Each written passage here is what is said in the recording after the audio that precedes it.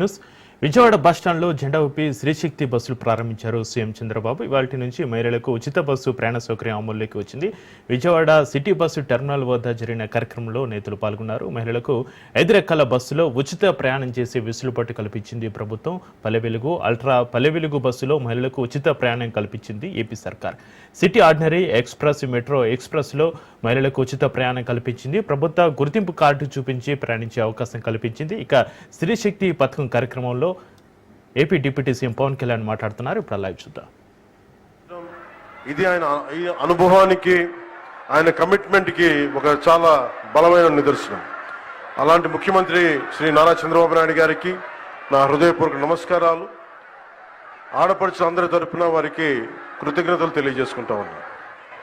అలాగే గౌరవ మానవ వనరుల అభివృద్ధి, ఇన్ఫర్మేషన్ టెక్నాలజీ, ఎలక్ట్రానిక్స్ మరియు కమ్యూనికేషన్, రియల్ టైం గవర్నెన్స్ శాఖ మంత్రివర్యులు సోదరులు శ్రీ నారా లోకేష్ గారికి నా హృదయపూర్వక నమస్కారం.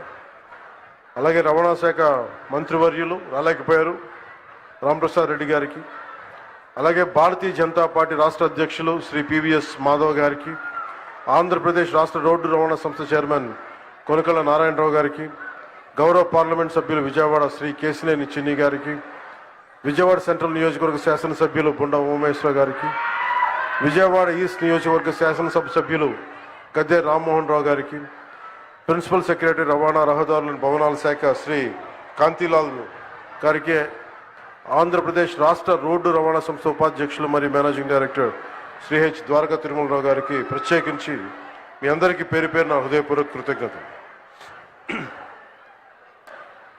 ఇది ఆగస్టు 15, 79వ స్వాతంత్ర దినోత్సవ సందర్భంగా ప్రత్యేకించి ఈ మహిళలకి ఉచిత బస్సు ప్రయాణం స్త్రీశక్తి పథకం కింద ప్రారంభించడం చాలా ఆనందదాయకం. ఈ శుభ సందర్భాన మరోమారు మీ అందరికీ స్వాతంత్ర దినోత్సవ శుభాకాంక్షలు తెలియజేస్తా ఉన్నాను. మన రాష్ట్ర ఆడపడుచులకి ప్రత్యేకమైన శుభాకాంక్షలు తెలియజేస్తున్నాను. స్త్రీశక్తికి సముచిత స్థానం ఇస్తూ మహిళా సాధికారత దిశగా మరో అడుగు ముందుకు వేస్తూ ప్రతి ఆడపడుచుకి ఇచ్చిన మాట నిలబెట్టుకుంటూ నారా చంద్రబాబు నాయుడు గారి నాయకత్వంలో కూటమి ప్రభుత్వం నేటి నుంచి ఆంధ్రప్రదేశ్ నివాసితులైన మహిళలకు, బాలికలకు, ట్రాన్స్జెండర్లకి ఆర్టీసీ ప్రయాణ బస్సుల్లో ఉచిత ప్రయాణం అందిస్తూ ఉంది. ఈ పథకాన్ని అమలు చేయడానికి కూటమి ప్రభుత్వం ఏటా సుమారు 2,000 కోట్ల రూపాయలు ఖర్చు చేస్తూ ఉంది. గత ప్రభుత్వ అస్తవ్యస్త విధానాలతోటి కుదేలైన ఆర్థిక వ్యవస్థ గాడిలో పెడుతూనే, ఒకవైపు పెట్టుబడులను ఆకర్షిస్తూనే సూపర్ 6ని చాలా సమర్థవంతంగా ఒక్కొక్క హామీని చాలా బలంగా ముందుకు తీసుకెళ్తున్నారు శ్రీ నారా చంద్రబాబు నాయుడు గారి నాయకత్వంలోని కూటమి ప్రభుత్వం. ఇచ్చిన మాట మేరకు ప్రతి విద్యార్థి తల్లికి వందనం పథకం అమలు చేశాం. దీపం 2 పథకం కింద మహిళలకు ఇప్పుడే 2 విడత లబ్ధిదారులకు గ్యాస్ సిలిండర్లు ఉచితంగా ఇచ్చాం. స్త్రీశక్తి పథకంతో మహిళా ప్రయాణికులకి ఉచిత బస్సు సౌకర్యాన్ని అందించేందుకు ఏపీఎస్ఆర్టీసీకి చెందిన 8,458 బస్సులు ఉచిత ప్రయాణానికి అందుబాటులో ఉంటాయి.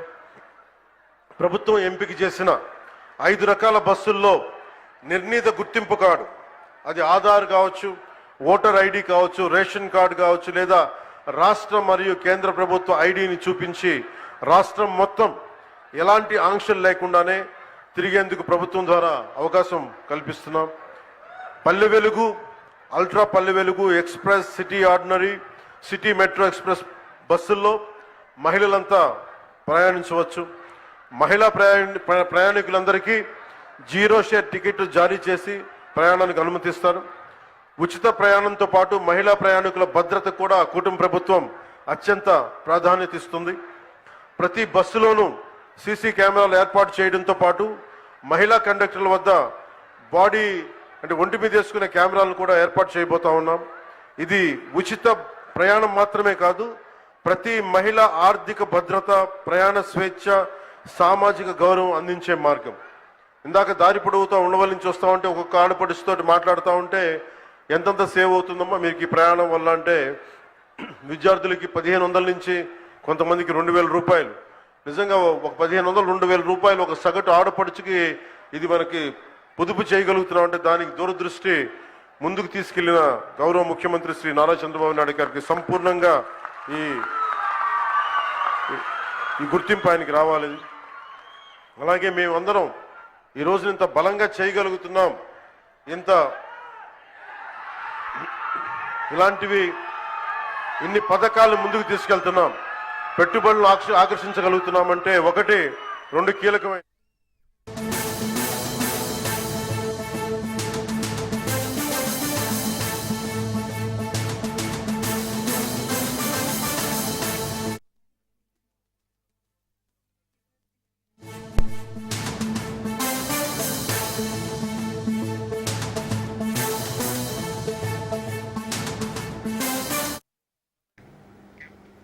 బ్రేకింగ్ న్యూస్ చూస్తున్నాం. స్వాతంత్ర దినోత్సవ వేడుకలో ప్రోటోకాల్ పాటించలేదని కడప ఎమ్మెల్యే మాధవిరెడ్డి అధికారులపై ఆగ్రహం వ్యక్తం చేశారు. వేదిక సమీపంలో కుర్చీ వేయలేదని అలిగి వెలిపారు.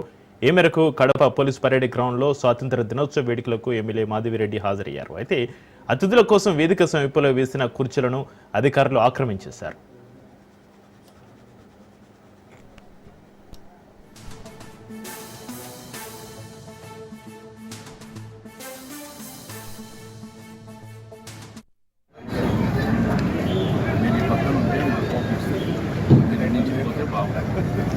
మనుషులకే కాదండి, కుక్కలకు కూడా ఉత్సాహాన్ని అందిస్తాయి కనుక అందరూ చెప్పట్లతో అభినందించవలసిందిగా కోరుతున్నాము.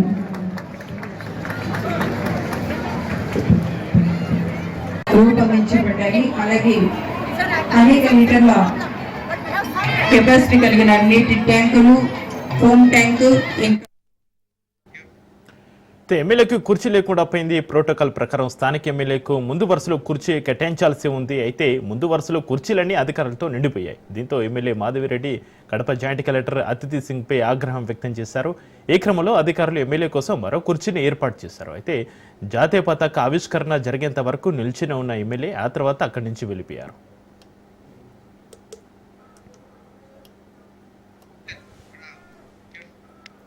స్వాతంత్ర దినోత్సవ వేడుకలో ప్రోటోకాల్ పాటించలేదని కడప ఎమ్మెల్యే మాధవిరెడ్డి అధికారులపై ఆగ్రహానికి సంబంధించిన మరింత సమాచారాన్ని మా ప్రతినిధి హుసేన్ ఫోన్లైన్ అందిస్తారు. Hussain. Okay, thank you Chakri. Kadapa జిల్లాలో జరిగిన 79వ స్వాతంత్ర దినోత్సవ వేడుకల్లో ఓ సంచలనమైనటువంటి సంఘటన చోటు చేసుకుందని చెప్పుకోవచ్చు. నగరంలోని పోలీస్ పరేడ్ గ్రౌండ్స్ లో జరిగిన ఈ వేడుకలకు ముఖ్య అతిథిగా రాష్ట్ర మైనారిటీ శాఖ మంత్రి ఎన్ఎండి ఫరూక్ తో పాటు జిల్లా కలెక్టర్ చెరుకూరి శ్రీధర్, తర్వాత జిల్లా ఎస్పీ అశోక్ కుమార్, ఇతర అధికారులంతా వచ్చేశారు. ఆయన అంటే జిల్లాకు సంబంధించినటువంటి మంత్రి ఎన్ఎండి ఫరూక్ త్రివర్ణ పతాకాన్ని ఎగరవేశారు. జెండా వందనం కూడా చేసేసుకున్నారు. అయితే ఒక పక్క ముఖ్య అతిథుల ప్రసంగాలు జరుగుతున్నాయి. అదే సందర్భంలో స్వాతంత్ర వేడుకల కోసం స్థానిక ఎమ్మెల్యే రెడ్డప్ప గారి మాధవిరెడ్డి, ఆమె భర్త టీడీపీ పొలిట్ బ్యూరో సభ్యుడు, తర్వాత కడప జిల్లా పార్లమెంటు టీడీపీ అధ్యక్షుడు అయినటువంటి శ్రీనివాసులు రెడ్డి ఇవే వేడుకలకు హాజరు కావడం జరిగింది. అయితే స్వాతంత్ర వేడుకలకు సంబంధించి వేదికపై లిమిటెడ్ గా కుర్చీలు వేసేశారు. అయితే అప్పటికే ఆ కుర్చీలన్నీ అక్కడికి వచ్చినటువంటి వివిధ రకాల అతిథులతో పాటు ఆ స్వాతంత్ర సమరయోధులు, తర్వాత వివిధ రంగాల్లో ప్రతిభ చూపినటువంటి ప్రతిభావంతులు మొత్తం కూర్చోగా ఆ కుర్చీలన్నీ నిండిపోయాయి. అయితే ఇదే వేదికపై ఉన్నటువంటి పరిస్థితి అక్కడ స్థానికంగా ఉంటున్నటువంటి ఎమ్మెల్యే అయిన మాధవిరెడ్డికి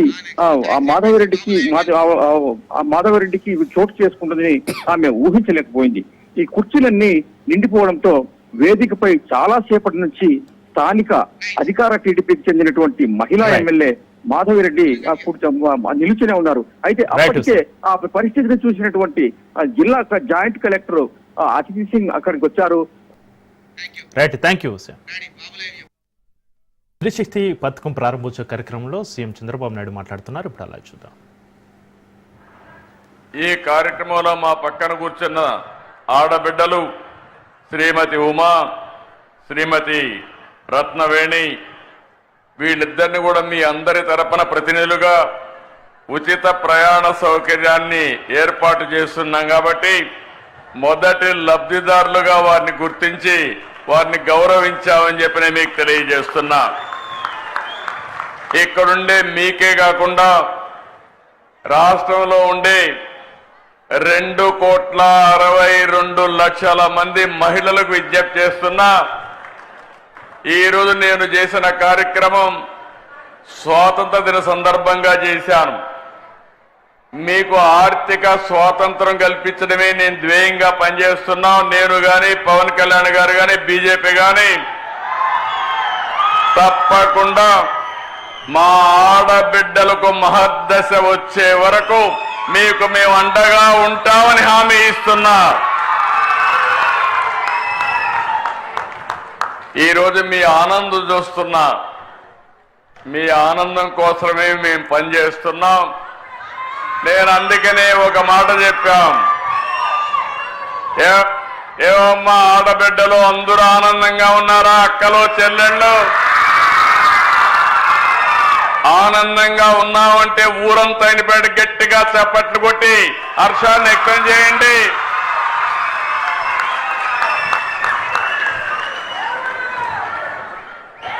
అందుకని ప్రధానమంత్రి గారు వికసిత్ భారత్ 2047 తీసుకొస్తే మనం స్వర్ణాంధ్రప్రదేశ్ 2047 తీసుకొచ్చాం. అందులో మీరు చూస్తే ఆరోగ్యం, ఆనందం, ఆదాయం అందరికీ ఉండాలనే ఏకైక లక్ష్యంతో ముందుకు పోతున్నాం. ఈరోజు మీరందరూ చూసినప్పుడు నేను ఇక్కడికి వస్తే దారంతా బస్సులో ప్రయాణం చేశాం. నేను మిత్రుడు పవన్ కళ్యాణ్ గారు మిగిలినందరం కలిసి. మీ ముఖాల్లో ఆనందం చూస్తే నాకు అనిపించింది నా పూర్వజన్మ సుకృతం ఇది. నా ఆడబిడ్డలకు మంచి చేశారని ఒక ఆనందం, ఒక తృప్తి. చాలా రోజులు అనుకున్నాం కానీ స్త్రీ శక్తి ఎప్పుడు ప్రారంభించాలి అంటే ఆగస్టు 15 ప్రారంభించాలని నిర్ణయం చేశామంటే దీని వెనకాల ఒక చరిత్ర ఉంది. మీకు ఆర్థిక స్వాతంత్రం తేవడం, ఆడబిడ్డల గౌరవాన్ని పెంచడానికి ఈ ఎన్డీఏ ప్రభుత్వం పనిచేస్తా ఉందని మరొకసారి మీ అందరికీ విజ్ఞప్తి చేస్తున్నా. పేరు కూడా స్త్రీ శక్తి అని పేరు పెట్టాం. ఇది ఇప్పుడు నుంచి ప్రతి ఆడబిడ్డ బస్సు ఎక్కి రాష్ట్రంలో ఏ ప్రాంతానికి పోవాలన్నా స్వేచ్ఛగా వెళ్లే అధికారం మీకు ఇచ్చామని మీ అందరికీ విజ్ఞప్తి చేస్తున్నాను. సూపర్ 6 ఆ రోజు చెప్తే నమ్మలేదు. ఈ రోజు గర్వంగా చెప్తున్న సూపర్ 6 సూపర్ హిట్. అవునా కాదా? అవునంటే చేతులెత్తి చెప్పండి అవునని. దీనికి కారణం మీరు ఒక్కసారి ఆలోచిస్తే నేను పవన్ కళ్యాణ్ గారు బీజేపీ ముగ్గురం కలిసి ఎన్డీఏగా కూటమి ఏర్పాటు చేశాం. ఎన్నికల ముందే పవన్ కళ్యాణ్ గారు ఒక మాట అన్నారు, ప్రభుత్వ వ్యతిరేక ఓటు చీలడానికి వీలు లేదు, రాష్ట్రాన్ని పునర్నిర్మాణం చేయాలి, బేషరతుగా పొత్తుంటుందని చెప్పిన వ్యక్తి పవన్ కళ్యాణ్ గారు అని చెప్పి నేను మీకు తెలియజేస్తున్నా. అన్ని ఆలోచించుకుని 3 పార్టీలు కూడా మేము ఒకే మాట చెప్పాం, రాష్ట్ర పునర్నిర్మాణం జరగాలి. మీరందరూ కూడా 5 సంవత్సరాలు చాలా ఇబ్బందులు పడ్డారు. నేను అడుగుతున్నా ఇక్కడే వాళ్ళని, 5 సంవత్సరాల్లో ఎప్పుడన్నా నవ్వారమ్మా మీరని అడుగుతున్నా. ఇంట్లో అయినా ఆనందంగా ఉన్నారా అని మిమ్మల్ని అడుగుతున్నా. రోడ్డు మీదకి వస్తే తిరిగి ఇంటికి పోతామని భరోసా మీకుందా అని అడుగుతున్నా. ఈ రోజు హామీ ఇస్తున్నా, నా ఆడబిడ్డల జోలికి ఎవడైనా వస్తే తాట తీస్తా. మీరు నిర్భయంగా ఉండొచ్చు. మీరు ఒకసారి గుర్తుపెట్టుకోవాలి, నాకు మీ మీద ఎక్కడా లేని అభిమానం ఇప్పుడు కాదు, 30 ఏళ్ళ నుంచి ఇదే పని చేస్తున్నా. నేను మీటింగుల్లో చెప్పేవాడిని, ఆడబిడ్డల పరిస్థితి చూస్తే చిన్నప్పుడు తల్లిదండ్రుల పైన తల్లి తండ్రి కూడా వీక్ష చూపించేవారు. మగపిల్లలైతే చదివించేవాళ్ళు, ఆడపిల్లలైతే పెళ్లిళ్ళు చేసి అత్తవారింటికి పంపించేసేవారు. పెద్ద అయిన తర్వాత భర్త పెత్తనం, సినిమాకు పోవాలన్నా లేకుంటే సరదాగా ఒక షాపింగ్కి పోవాలన్నా పర్మిషన్ తీసుకొని వెళ్ళాలి. భర్తకు మాత్రం పర్మిషన్ లేదు, భార్యకు మాత్రం పర్మిషన్ కావాలి. ఆ తర్వాత మీరు ఆలోచిస్తే మీ కడుపులో పుట్టిన మీ బిడ్డలు పెద్ద అయిన తర్వాత నీకేంది తెలియదులే, నువ్వు వంటింట్లో ఉండు అని చెప్పేవారు. అప్పుడు నా ఆలోచనే డాక్రా సంఘాలు, మెప్మా సంఘాలను విజ్ఞప్తి చేస్తున్నా. ఆ రోజు నేను ఒక మాట చెప్పాను, గుర్తుపెట్టుకోవాలి. మా ఆడబిడ్డలు తెలివితేటల్లో అందరికంటే ఎక్కువ. ఒక విధంగా చెప్పాలంటే ఈరోజు మీరు ఆర్టీసీ బస్సుల్లో చూస్తున్నారు. నేను ఆ రోజు ఉద్యోగాల్లో కాలేజ్ సీట్లో రిజర్వేషన్లు పెట్టాను, 33% పెట్టాను. ఆర్టీసీ బస్సుల్లో కండక్టర్లు, డ్రైవర్లు కూడా రిజర్వేషన్లు పెట్టాను. నా ప్రయత్నం ఫలించింది. కండక్టర్లు మాత్రం వచ్చారు, డ్రైవర్లు మాత్రం రాలేదు. తొందరలో ఆర్టీసీలో డ్రైవర్లుగా కూడా మా ఆడబిడ్డలు వచ్చే పరిస్థితి వస్తుంది. తొందరలోనే ఎలక్ట్రికల్ వెహికల్స్ వస్తాయి. స్టీరింగ్ దగ్గర కూర్చుంటే ఆటోమేటిక్ గా డ్రైవింగ్ చేసే పరిస్థితి వస్తుంది. కాబట్టి మా ఆడబిడ్డలు పైకి వచ్చే అవకాశం వస్తుంది. ఆ రోజు నేను డాక్రా సంఘాలు పెట్టి అనేక విషయాలు మీకు నేర్పించాను. ఆఫీస్కి ఎట్టబోవాలో చెప్పాను, ఆదాయాన్ని ఎట్ట పెంచుకోవాలో చెప్పాను. మీరు రూపాయి పొదుపు చేయండి, నేను రూపాయి ఇస్తానని పొదుపు ఉద్యమానికి శ్రీకారం చుట్టాం. మీరు ఫైల్స్ తీసుకెళ్తా ఉంటే మగవాళ్ళు ఎగతాళి చేశారు ఆ రోజు. కానీ ఈరోజు నేను గర్వంగా చెప్పగలుగుతున్నా, ప్రతి ఒక్క కుటుంబంలో ఆ కుటుంబానికి ఆర్థిక ఆసరాగా తయారైంది నా తెలుగింటి ఆడబిడ్డలని మరొక్కసారి విజ్ఞప్తి చేస్తున్నా. సుదీర్ఘ ప్రయాణం. మొట్టమొదటిసారిగా ఈ రాష్ట్రంలో మనం గుర్తుపెట్టుకోవాలి, ఆడబిడ్డలకు ఆస్తిలో సమాన హక్కు ఇచ్చిన నాయకుడు నందమూరి తారక రామారావు గారు. ఆడబిడ్డలు చదువుకోవాలని మహిళా విశ్వవిద్యాలయాన్ని ఏర్పాటు చేసిన వ్యక్తి ఎన్టీఆర్. ఆడబిడ్డలకు కూడా రాజకీయాల్లో ప్రవేశం రావాలని స్థానిక సంస్థల్లో 9% రిజర్వేషన్లు పెట్టిన వ్యక్తి ఎన్టీ రామారావు గారు.